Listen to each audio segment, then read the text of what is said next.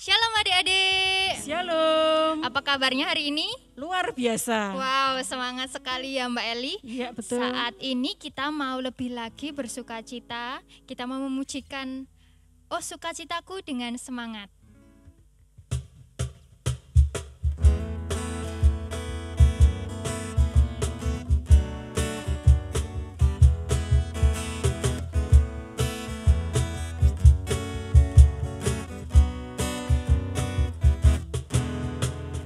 Oh sukacitaku, pam pam pam pam, sejak ku jumpa Yesusku.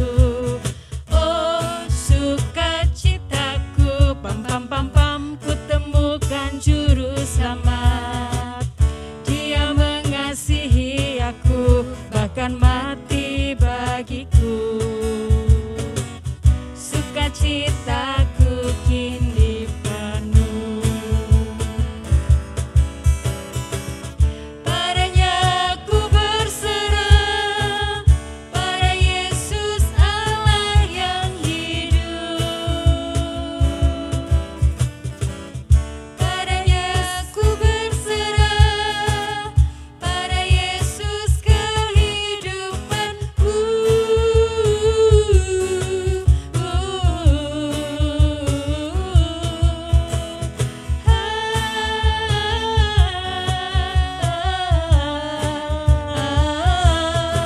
Pam pam pam pam. Nah adik-adik, kita sudah bersukacita. Saat ini kita mau mengawali sekolah minggu pada pagi hari ini. Kita mau berdoa meminta tuntunan Tuhan. Mari kita berdoa. Tuhan Yesus, terima kasih ya Bapa, Engkau Allah yang baik, Allah yang selalu mengasihi kami Tuhan. Kami bersyukur ya Bapa sebab Engkau memberikan kami kesempatan dan waktu untuk kami boleh sekolah minggu kembali saat ini ya Bapa. Kami berdoa memohon Tuhan penyertaan-Mu untuk sekolah minggu kami saat ini. Biarlah hanya kehendak-Mu yang terjadi di dalam sekolah minggu kami ini ya Bapa. Kami menyerahkan dari awal, pertengahan hingga akhir ke dalam tangan kuasa-Mu. Terima kasih Tuhan Yesus, kami menyerahkan doa kami ke dalam tangan kuasa-Mu. Di dalam nama Tuhan Yesus kami percaya, haleluya, amin. Iya. Adik-adik yang terkasih masih semangat tentunya. Semangat. Mbak Eli percaya adik-adik di rumah tetap masih semangat. Tiba saatnya adik-adik ketika kita tadi telah memuji nama Tuhan, kita telah berdoa mohon pimpinan Tuhan, tiba saatnya kita mau mendengarkan firman Tuhan. Kita siapkan hati kita siapkan Alkitab kita, dan mari kita mau menyiapkan hati kita dengan kita memuji nama Tuhan dengan pujian Yesus sayang padaku.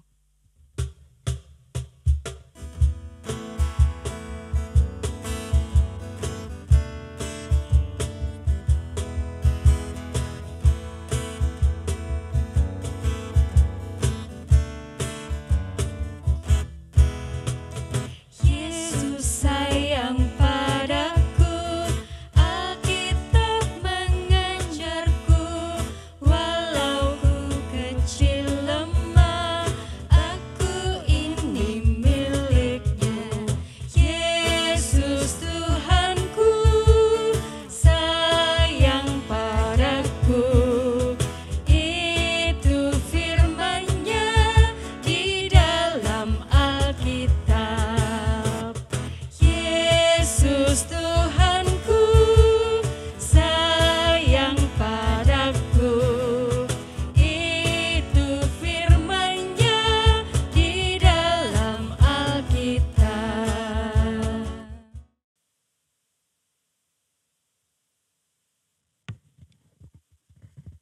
Salam adik-adik, puji Tuhan kita bertemu lagi dalam acara sekolah minggu. Adik-adik yang terkasih di dalam Tuhan Yesus Kristus, saat ini kita masih di dalam masa pandemi COVID-19. Oleh karena itu, jangan lupa kita tetap melaksanakan protokol kesehatan. Memakai masker, mencuci tangan. Kemudian satu hal yang tidak boleh kita lupakan adalah menjaga jarak. Nah, itu yang kita bisa lakukan untuk menghadapi COVID-19. Kita supaya sehat, kuat. Nah, jangan lupa kita juga tetap menjaga kebersihan, kebersihan badan, kebersihan lingkungan sekitar kita.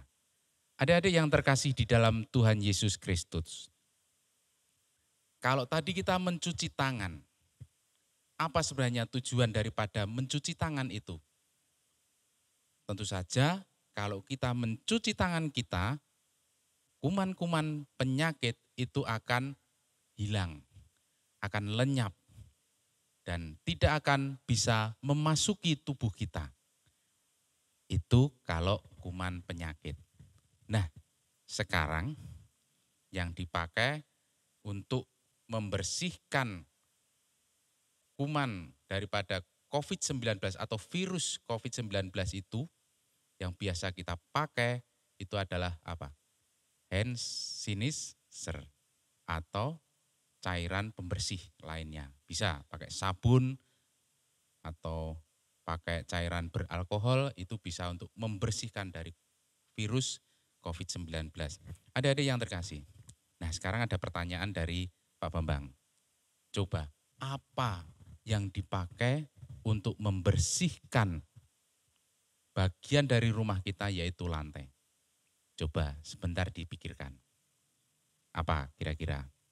Nah, tentu saja yang biasa orang gunakan untuk membersihkan lantai adalah sapu, kemudian kain pel. Ya, kain pel yang dibasahi ditambah dengan campuran pembersih lantai, kemudian digosok-gosokkan ke lantai, bersihlah lantai itu. Sebenarnya apa tujuan daripada kita membersihkan lantai yang kita miliki itu? Tentu saja kalau lantainya sudah bersih, kita akan merasakan nyaman. Nyaman untuk duduk, nyaman untuk ngobrol di situ, bahkan nyaman untuk kita rebahan di situ atau tidur di lantai tersebut. Nah, itu adik-adik. Nah, sekarang Pak Bambang ingin mengajak kalian membuka Alkitab kalian dari Yohanes 2 ayat 13 sampai dengan ayat 22. Ya. Di dalam Yohanes 2 ayat 13 sampai dengan 22 tersebut dikisahkan tentang Tuhan Yesus mensucikan bait Allah. Nah, adik-adik yang terkasih, waktu itu hari Paskah atau perayaan Paskah sudah dekat. Kemudian Yesus juga datang ke situ, ke bait Allah yang ada di Yerusalem. Yesus melakukan itu dalam rangka mematuhi hukum Taurat. Nah, Yesus melakukan itu sudah sejak ketika dia masih berusia 12 tahun. Jadi di sini boleh dikatakan Yesus itu ada sosok yang disiplin. Disiplin mematuhi hukum Tuhan, yaitu hukum Taurat. Nah, Paskah itu merupakan hari yang penting bagi orang Yahudi. Khususnya yang berada di perantauan. Sehingga apa? Sehingga orang-orang Yahudi yang ada di perantauan tersebut selalu menyempatkan diri untuk datang ke bait suci. Nah, di sana orang-orang kemudian datang ke bait suci. Ya, mereka akan beribadah, mereka akan merayakan hari Paskah. Nah, kemudian mereka datang berbondong-bondong dari kota-kota. Mereka datang ke bait Allah. Nah, sementara orang datang memenuhi bait Allah tersebut, ternyata para pemimpin agama Yahudi justru melakukan hal yang tidak mereka atau orang-orang Yahudi yang baru datang tadi tidak seperti itu. Mereka justru sibuk memberi izin kepada orang-orang untuk berjualan atau kemudian melakukan aktivitas yang tidak seperti yang dilakukan oleh orang-orang Yahudi dari perantauan tadi. Mereka mengizinkan orang-orang untuk berjualan di bait Allah, di pelataran bait Allah tersebut. Nah, sebenarnya maksud mereka adalah mereka ini memberi kemudahan bagi orang-orang yang dari perantauan tadi untuk menyediakan korban persembahan bagi orang-orang perantauan tadi. Nah, di dalam agama Yahudi, korban persembahan yang akan diberikan itu adalah hewan yang sehat dan tidak bercacat. Serta untuk persembahannya, uangnya itu harus dalam bentuk uang sikal. Uang sikal tersebut sekarang sudah tidak berlaku atau tidak diedarkan lagi di Yerusalem sana.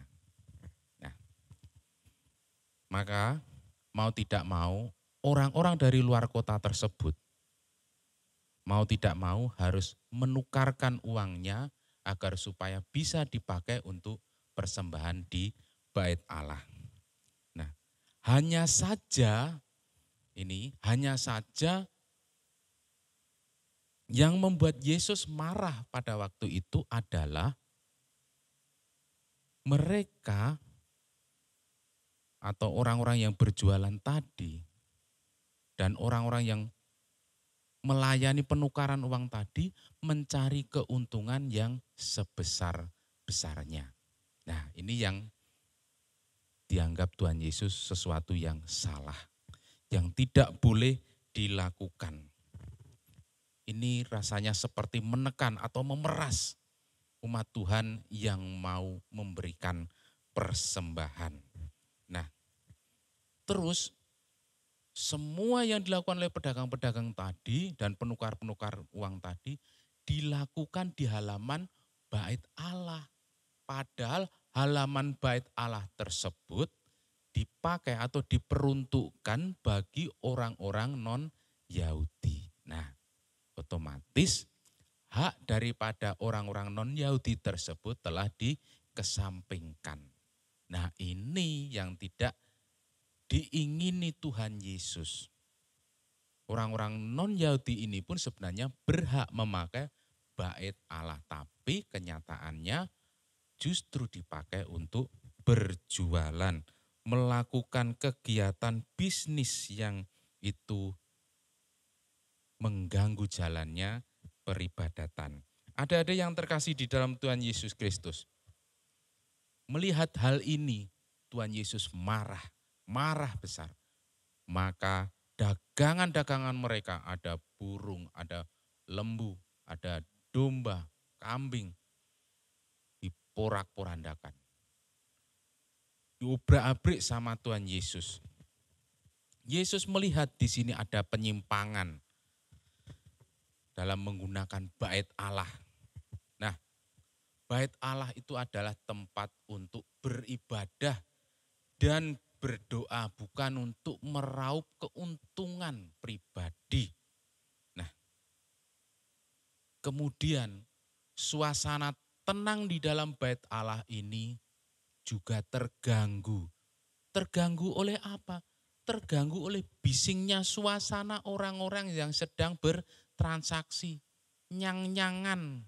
Ya, hewan kurban yang mau dijual belikan itu mestinya namanya pasar kan rame.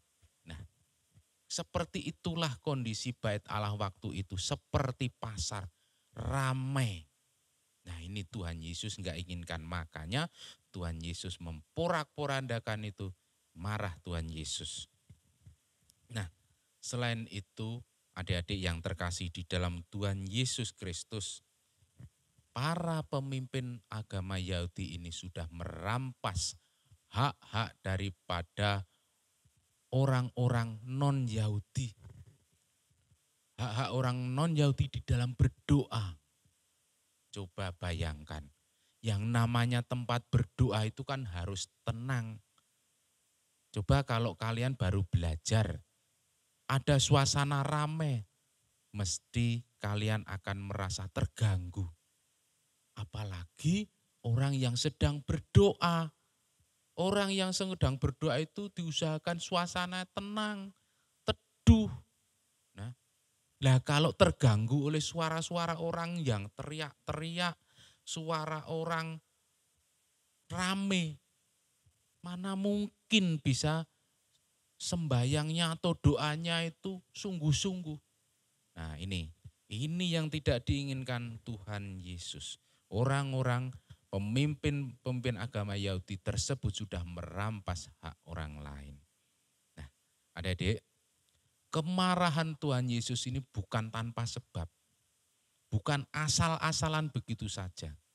Sebenarnya kemarahan Tuhan Yesus ini dengan dia mengambil tali terus dibuat cambuk untuk mengusir hewan-hewan tersebut sebenarnya ada alasannya.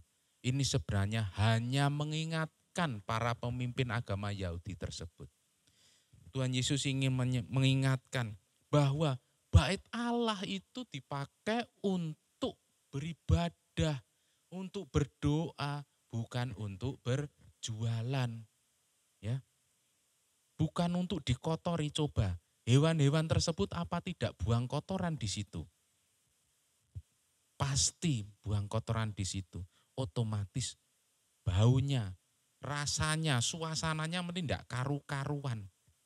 Coba bayangkan kalau adik-adik pergi ke pasar tradisional, adik-adik bisa merasakan bau pasar tradisional itu seperti apa.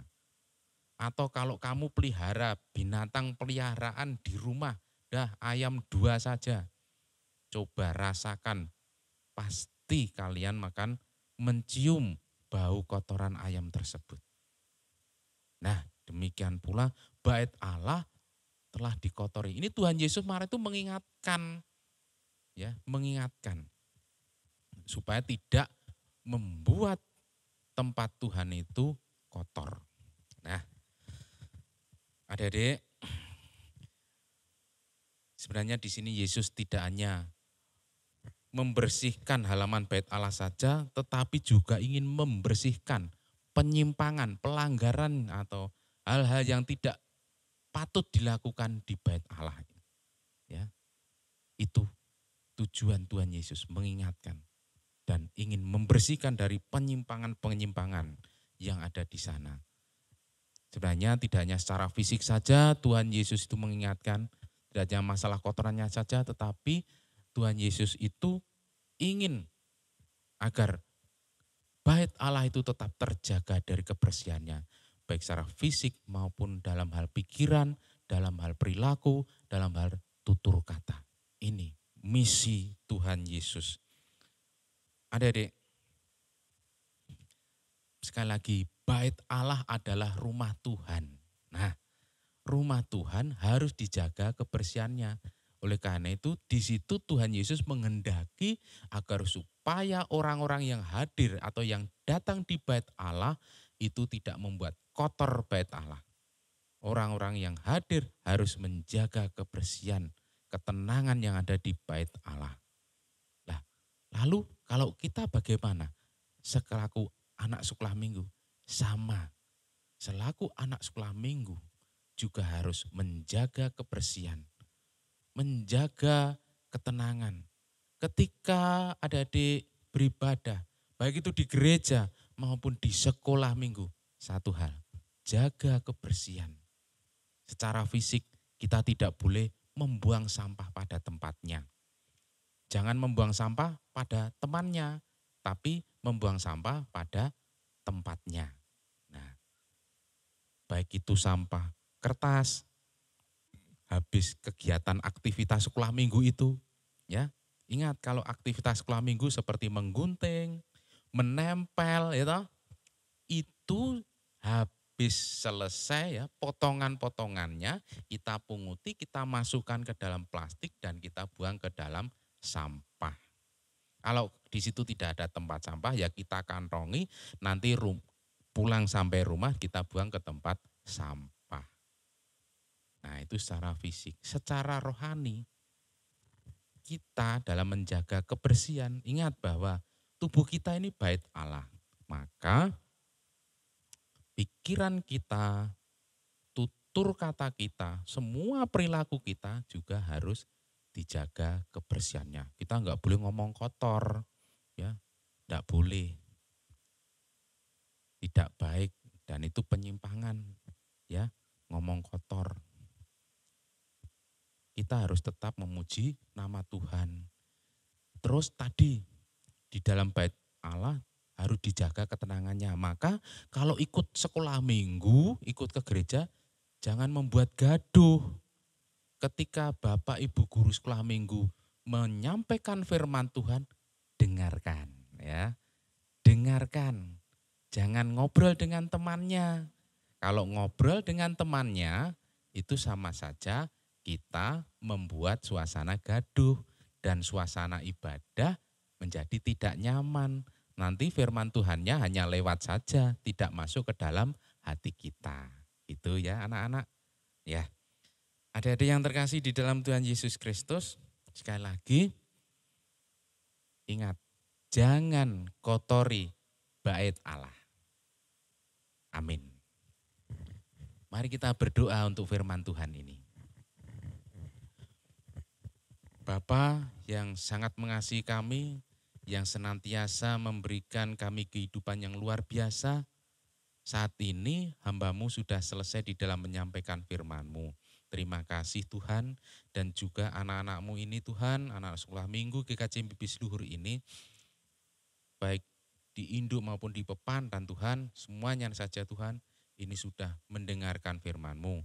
Terima kasih Bapa, kiranya firman ini Kau meteraikan di dalam hati kami dan mampukan kami untuk melakukan di setiap kehidupan kami. Terima kasih Bapa, hanya di dalam nama Tuhan Yesus Kristus kami berdoa. Amin.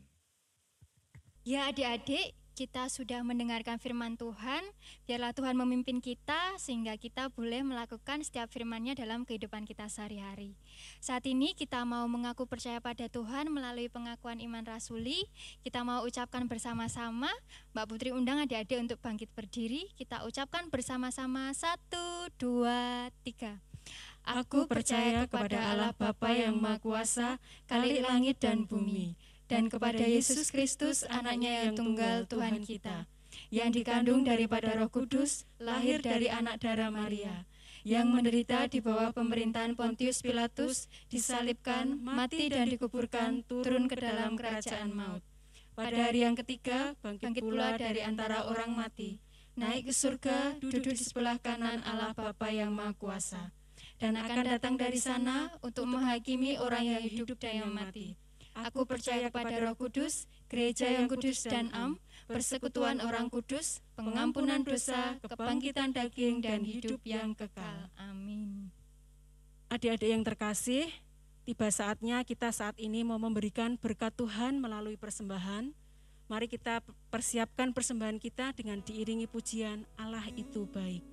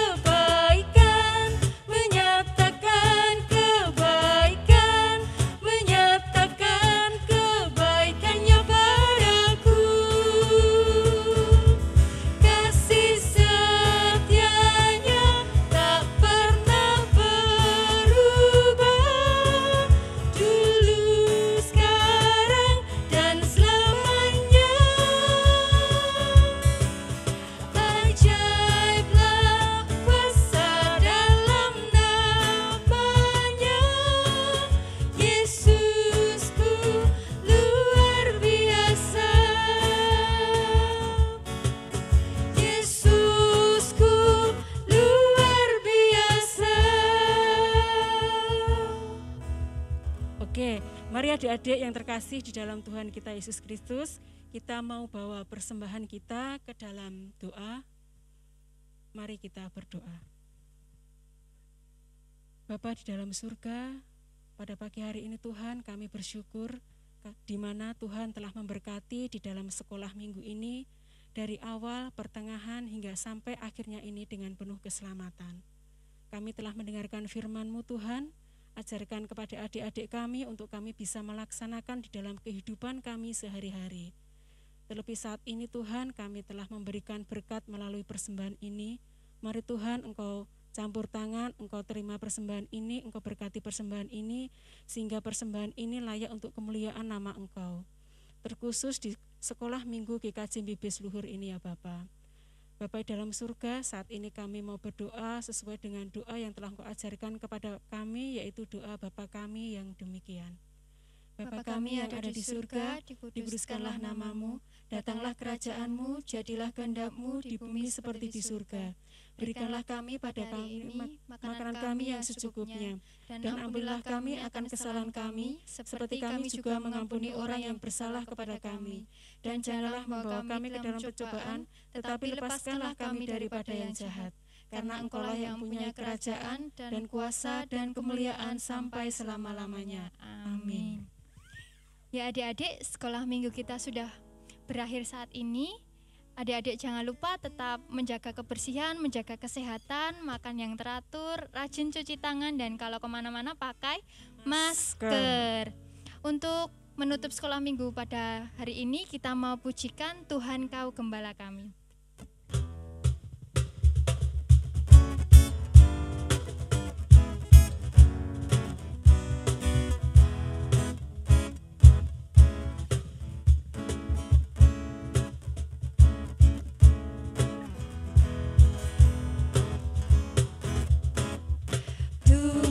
Kau gembala